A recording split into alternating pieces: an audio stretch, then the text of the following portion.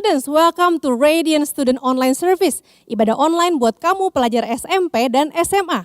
Minggu ini kita memasuki bulan Agustus. Udah hampir sebulan teman-teman masuk ke sekolah yang baru mungkin atau kelas yang baru.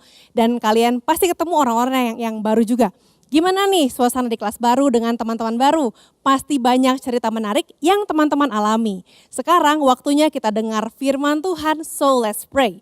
Tuhan Yesus, kami bersyukur Tuhan akan mengajarkan kami begitu banyak hal. Berikan kami kebijaksanaan dalam memilih teman yang terbaik, dalam menghadapi orang-orang di sekitar kami dan juga agar kami bisa menjadi teman yang baik bagi orang-orang di sekitar kami. Dalam nama Tuhan Yesus kami berdoa, amin. Di awal tahun ajaran seperti sekarang ini adalah masa di mana kita bertemu dengan banyak orang baru. Memang ada teman-teman dari kelas yang sebelumnya atau dari sekolah sebelumnya. Tetapi pasti banyak juga teman-teman yang baru saja kamu kenal. Bagi kamu untuk berteman dengan orang baru itu mudah atau sulit? Ada yang merasa bahwa it's easy to make friends. Atau sebaliknya kayaknya sangat sulit untuk make friends. Ada satu film komedi di Amerika, ceritanya ada satu orang bernama Sheldon yang bingung banget gimana sih cara buat membangun friendship. Tetapi karena dia ceritanya pinter, maka dia bikin rumus algoritma kayak gini nih. Nah, dia bikin rumus pertama, telepon dulu katanya. Kalau iya, lanjut ajak makan. Kalau dia nggak mau makan, lanjut coba ajak minum, ngopi, ngafe. Kalau misalnya dia nggak mau juga diajak minum atau ngafe, coba tanya apa hobinya. Tanya kesukaannya apa dan endingnya adalah friendship begin atau persahabatan dimulai. Kelihatannya rumusnya mudah ya. Oke, kalau ke sini nggak bisa ke sini, kalau nggak bisa ke situ. Ada jalan untuk membuat sebuah persahabatan. Kenyataannya kita adalah manusia dan manusia itu nggak bisa pakai rumus.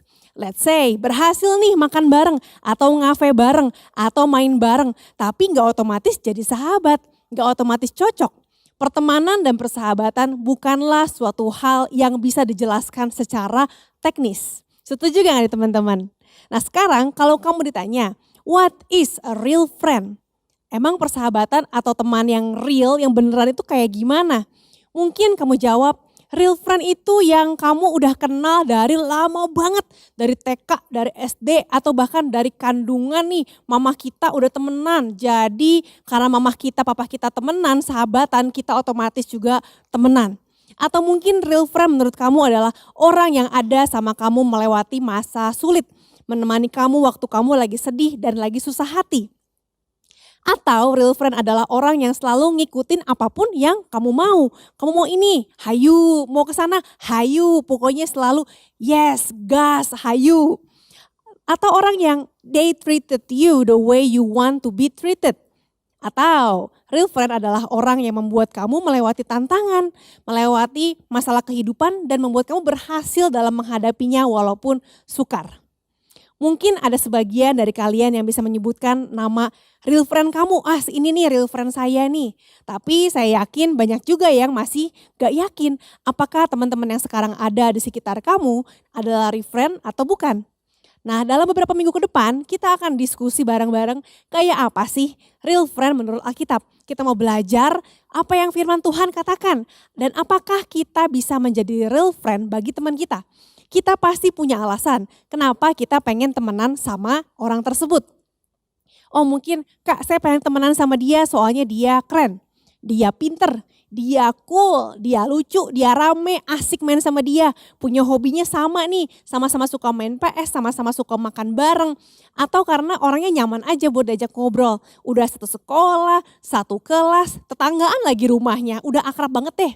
Tapi alasan-alasan yang udah satu kelas, satu sekolah itu masih terlalu dangkal dan gak cukup untuk menjadikan orang tersebut sebagai good friend material. Bener gak teman-teman? Orang itu bisa aja lucu, seru, banyak kemiripan sama kamu dan selalu ada kalau kamu lagi mau hangout. Hangout sana, hayu, hangout sini, hayu. Tetapi tetap saja kalau misalnya dia gak baik sama kamu, dia kasar sama orang lain, dia gak sopan, dia malah ngedistract kamu dari hal penting, maksa kamu ngelakuin hal-hal yang kamu gak mau dan ngasih pengaruh yang buruk ke kamu, dia gak bisa dibilang sebagai real friend. Jadi gimana kalau kita menyadari bahwa persahabatan kita ini lebih shallow atau gak dalam? Apa yang harus kita lakukan kalau teman yang kita kira teman ternyata nggak bawa hal yang baik pada kita. Kita pikir dia teman, ternyata dia bukan teman yang sesungguhnya. Kalau dalam kondisi normal, pasti kita menjawab, ya kalau dia nggak bawa pengaruh baik berarti dia bukan real friend dong kak. Berarti saya jangan temenan terlalu deket dong sama dia, kan masih banyak teman lain di dunia ini. Bener begitu kah? Kenyataannya nggak semudah itu ya teman-teman untuk menentukan saya pengen temenan sama si ini atau si itu. Karena udah cocok kadang-kadang susah buat meninggalkan walaupun kita tahu bahwa dia pengaruhnya buruk. Supaya nggak bingung, kita lihat apa kata Alkitab tentang pertemanan yang bawa pengaruh baik dan tentang cara memilih teman. Kita baca sama-sama di Mazmur 1 ayat 1 sampai 3. Di Mazmur 1 ayat 1 sampai 3 ditulis begini, berbahagialah orang yang tidak berjalan menurut ajakan orang fasik, yang tidak berdiri di jalan orang berdosa, dan yang tidak duduk di komplotan pencemooh. Tetapi yang kesukaannya ialah Taurat Tuhan dan yang merenungkan Taurat itu siang dan malam. Ia seperti pohon yang ditanam di tepi aliran air yang menghasilkan buahnya pada musimnya. Tidak pernah layu daunnya, apa saja yang dilakukannya berhasil. Siapa yang pengen berhasil dalam kehidupan? Pasti semuanya bilang pengen. Pengen berhasil dalam pelajaran, pendidikan, nanti kalau lagi belajar berusaha, bikin bisnis, pengen sukses dalam relasi, mencari pasangan, pengennya sukses. Nah, gambaran yang ditulis oleh penulis Mazmur itu indah banget. Dibilang kalau pengen berhasil, kalau pengen tumbuh sehat, pengen tumbuh kuat, itu hanya terjadi kalau kita mengikuti dan dekat sama Tuhan. Karena Tuhan adalah sumber kekuatan dan kesegaran kita. Nah, Mazmur ini bilang, kalau pertumbuhan hanya terjadi ketika kita menolak untuk hang out sama orang yang salah. Mazmur bilang agar kita tidak berjalan menurut ajakan orang fasik. Lalu tidak berdiri di jalan orang berdosa. Lalu yang ketiga, tidak duduk di komplotan pencemooh. Ini adalah nasihat yang sangat bagus. Memang gak oke kalau kita dikelilingi oleh orang-orang yang bawa pengaruh jelek atau membawa kamu ke jalan yang salah. Dan hal-hal yang ngaco itu lama-lama akan menghancurkan kamu. Tetapi siapa sih yang dimaksud oleh Alkitab sebagai orang fasik atau orang berdosa atau pencemooh? Siapakah mereka? Apakah ini artinya semua teman kita harus perfect, gak pernah salah? Apakah kita harus jauhin teman kita yang lagi kacau hidupnya atau yang lagi bikin salah? Apakah kita hanya bisa berteman dengan orang yang percaya Yesus aja? Untuk membantu kita menjawab pertanyaan tersebut, yuk kita lihat bagaimana Tuhan Yesus menentukan persahabatan bagi dirinya. Kalau dilihat sekilas, sepertinya Yesus tidak mengikuti nasihat dari Mazmur tadi loh. Waktu Yesus secara resmi memulai pelayanannya, dia mengundang banyak orang. Nah, dia mengundang mereka untuk mengikuti Yesus. Salah satunya dari yang diundang adalah Matius, seorang pemungut pajak atau pemungut cukai. Di zaman itu dan di budaya saat itu, menagih pajak, pemungut cukai itu bukanlah orang yang baik. Karena kebanyakan mereka menagih pajaknya berlebihan, lebih dari yang seharusnya ditagihkan, dan mereka mengambil uang dari yang lebih-lebih itu. Alias mereka korupsi dan mereka memeras rakyat. Penagih pajak atau pemungut cukai itu dibenci hampir oleh semua orang. Kelihatannya kebanyakan orang di zaman itu akan memanggil mereka orang fasik, pendosa, orang jahat deh. Tetapi Yesus bukannya menjauhi Matius, malahan Yesus mengundang dia untuk join circle para murid Yesus. Lalu dia malah makan malam bersama dengan Matius dan teman-teman pendosa lainnya.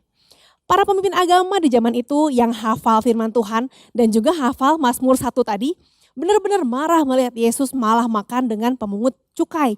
Loh, udah tahu ini orang yang jahat kok malah makan bareng, kata mereka.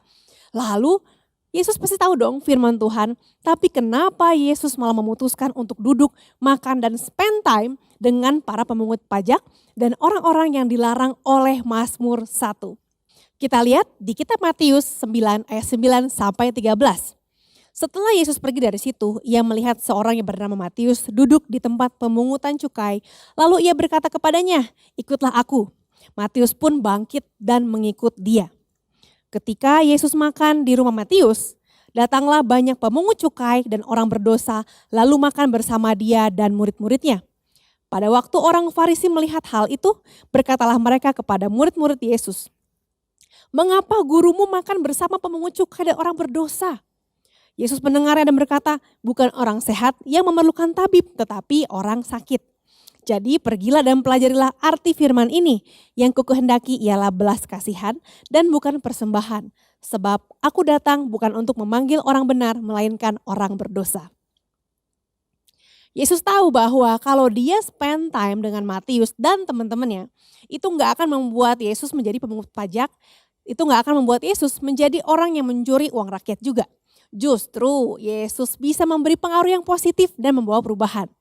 Ketika Tuhan Yesus mengundang Matius untuk ikut dia, tadi di ayat itu dikatakan bahwa Yesus mengatakan, ikutlah aku. Yesus tahu bahwa Matius sudah siap untuk meninggalkan kehidupan lamanya dan memulai kehidupan baru bersama dengan Yesus.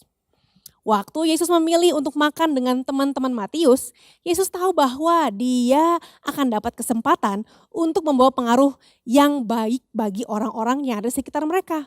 Dalam satu waktu itu, Yesus bisa memberi pengaruh kepada 3 kalangan. Yang pertama, kalangan the sinners, para pendosa.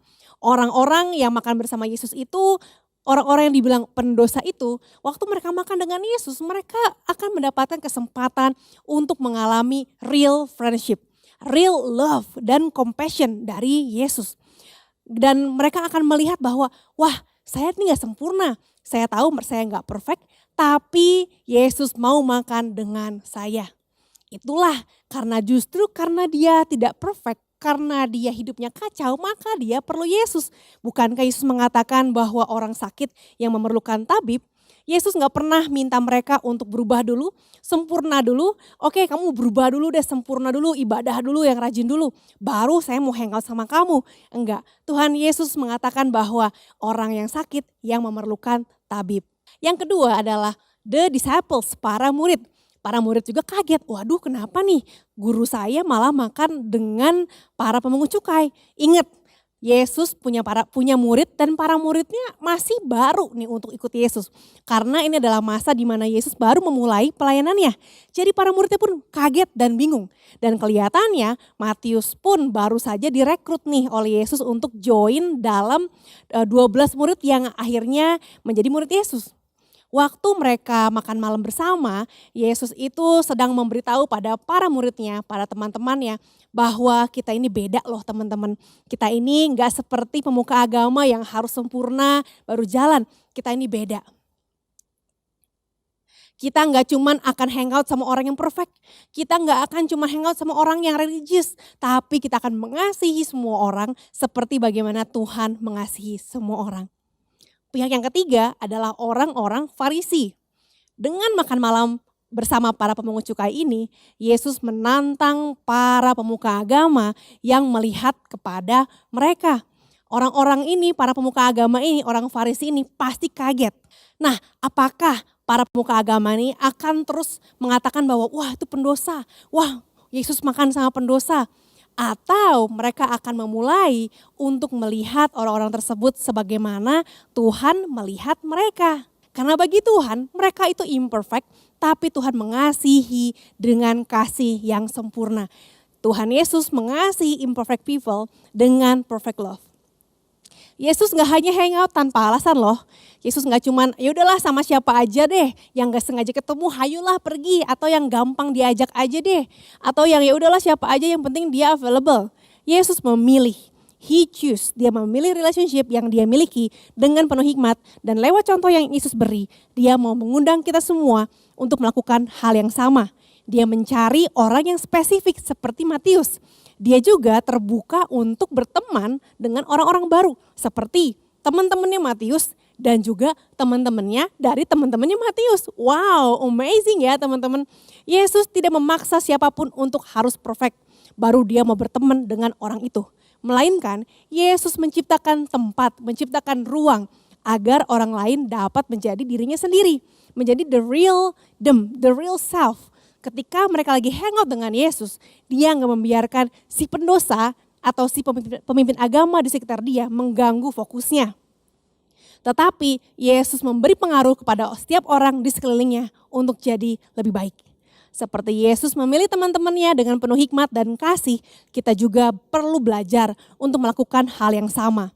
Real friends tidak harus sempurna, tetapi real friends akan memilih teman dengan bijak. Apakah kamu pernah berenang di laut? Teman-teman, kalau di laut ada arus dan kamu tanpa sadar terbawa arus, apa yang akan kamu lakukan? Kamu bisa aja membiarkan dirimu terbawa arus, pasrah aja dan nunggu sampai arusnya berhenti, lalu setelah itu berenang balik kalau punya tenaga. Atau nunggu ada yang nyelamatin kamu. Atau kamu coba melawan arus dengan berenang melawan arah, tapi itu akan sangat sulit dan hanya akan bikin kamu kecapean, exhausted. Atau kamu bisa keluar dari arus tersebut dengan mengubah arah, berenangnya ke samping kanan atau ke samping kiri sehingga kamu keluar dari arah tersebut. Waktu kita menemukan diri kita terjebak dalam arus pertemanan yang salah, yang bawa pengaruh buruk, kita seperti sedang terjebak dalam arus lautan. Mungkin friendship itu terasa menyenangkan di awal, tetapi sekarang kamu menyadari kalau friendship itu pelan-pelan membawa kamu ke area yang kamu gak ingin datangi. Dan kamu gak yakin harus gimana. Kalau hal itu terjadi, kamu bisa memilih, ya udah aja mau go with the flow, kayak sera-sera gimana nanti. Tetapi kamu akan end up di tempat yang jauh banget di sana, di tempat yang kamu sebetulnya gak pengen ada. Dan kamu mungkin akan perlu bantuan dari seseorang untuk membawa kamu kembali. Atau kamu mencoba untuk melawan arus yang membawa kamu ke arah yang salah. Mungkin kamu akan cukup kuat untuk bertindak, untuk melawan arus tersebut, melakukan hal yang positif, melawan hal yang negatif. Tetapi perlawanan tersebut akan sangat membuat kamu kelelahan.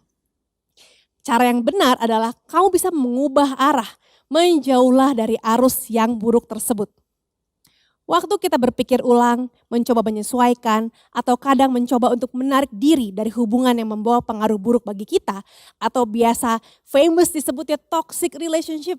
Awalnya menyenangkan, lama-lama kenapa jadi toxic?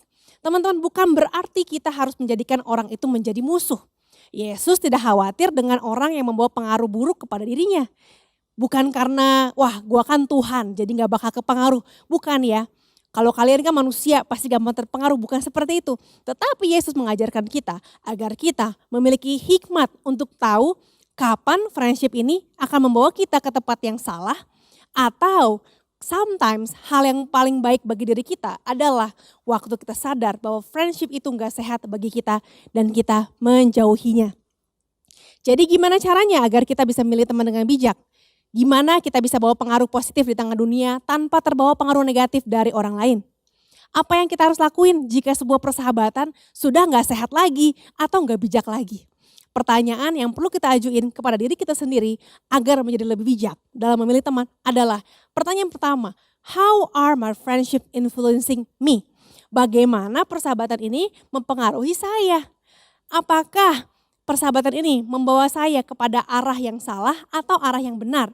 Kalau kita jadi makin marah, jadi makin kacau, makin berantakan, kita jadi melawan orang tua, udah jelas arahnya salah. Are they pushing you to grow or to know Jesus more? Apakah orang itu membawa kamu kenal Yesus lebih dalam atau enggak?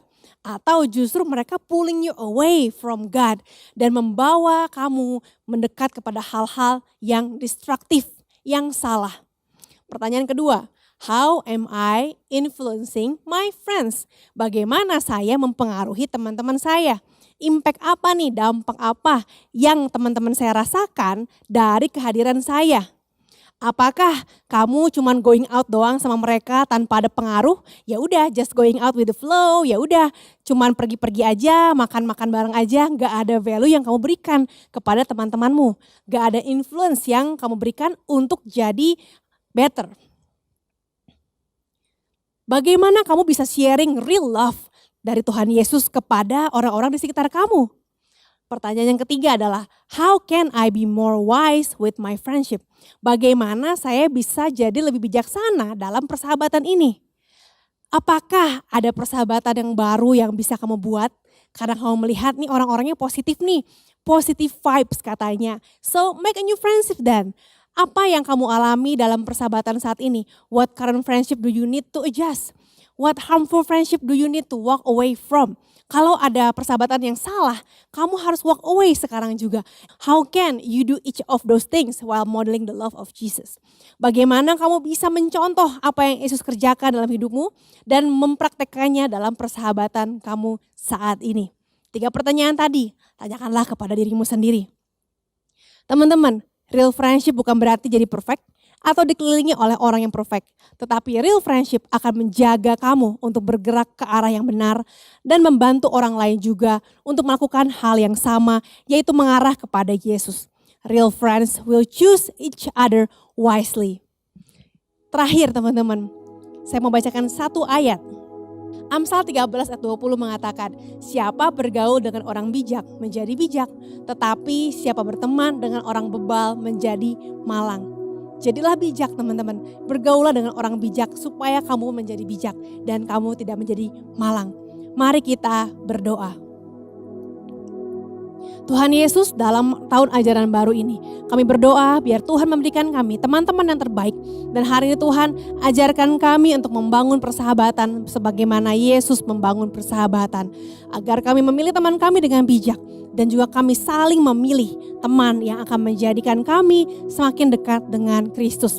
Hari ini kami mau melangkah untuk mendekat kepada Kristus. Jadilah sahabat kami Tuhan dan bawa kami untuk mengalami Tuhan dalam setiap hal yang kami kerjakan. Saya berdoa bagi teman-teman yang hari ini ingin mengenal Yesus secara pribadi. Biar hari ini juga mereka membangun hubungan yang intim dengan Tuhan Yesus dan mengalami kasih yang tidak terbatas dari Tuhan, unconditional love dari Tuhan Yesus. Hari ini Tuhan kami mau serahkan ibadah kami, jemaat Allah. Mari kita akhiri ibadah kita, angkatlah tanganmu dan terimalah berkat Allah dalam nama Bapa, Putra dan Roh Kudus. Biar berkat Allah yang menjadikan engkau berhasil, menjadikan engkau mampu untuk memiliki hikmat dalam memilih persahabatan dan menjadi sahabat yang baik. Terimalah berkat Allah dalam nama Tuhan Yesus kami berdoa, amin. Teman-teman, kalau kalian mau sharing sesuatu atau mau didoakan, kamu bisa scan QR Code di bawah ini. Ada pendoa dan konselor yang siap untuk mendoakan kalian. So happy weekend, God bless you.